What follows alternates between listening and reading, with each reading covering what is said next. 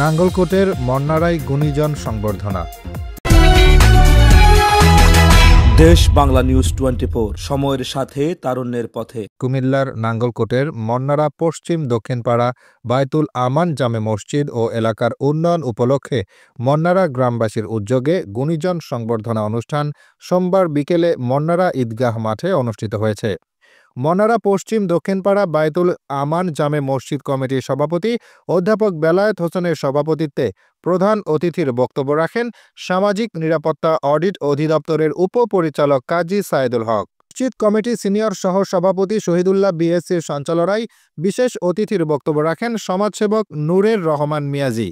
Dhalua union বিএনপির সাধারণ সম্পাদক এন.কে. আলম খোকন, কুমিল্লা লুৎফুন্নেসা বালিকা উচ্চ বিদ্যালয় সিনিয়র শিক্ষক জাফর আহমেদ, মসজিদ কমিটির সাধারণ সম্পাদক মশিউর রহমান মামুন।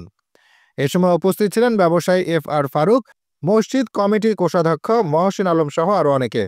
অনুষ্ঠানটির সার্বিক ব্যবস্থাপনায় ছিলেন ৭ নম্বর ওয়ার্ড মেম্বার মাহফুজুল আলম, মোর্শেদ আলম, আমিন মিয়া, বাচ্চু মিয়া, সলে আহমদ, ওমর ফারুক, রাজীব মিয়া, মিরু ভূঁইয়া। অনুষ্ঠান শেষে মন্নারা পশ্চিম দক্ষিণপাড়া বায়তুল আমান জামে মসজিদ কমিটির পক্ষ থেকে এলাকার গুণীজনদের হাতে সম্মাননা ক্রেস্ট তুলে দেন অতিথিবৃন্দ।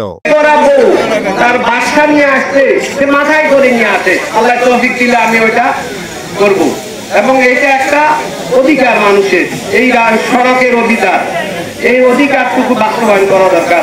দ্বিতীয়ত, একটা সন্তান যদি স্কুলে যেতে চায়, সে যদি পানির মধ্যে দিয়ে যেতে চায়, সে তার এই কাপড় চোপড় ভিজেই আসে, স্কুলে যেতে চাইবে না। সেই ব্যবস্থাটুকু, এই শিক্ষা আর অধিকারটুকু যাতে করি সমুন্নত থাকে, সবাই এটা পায়, সেজন্য আমি খুব লক্ষ্য করছি।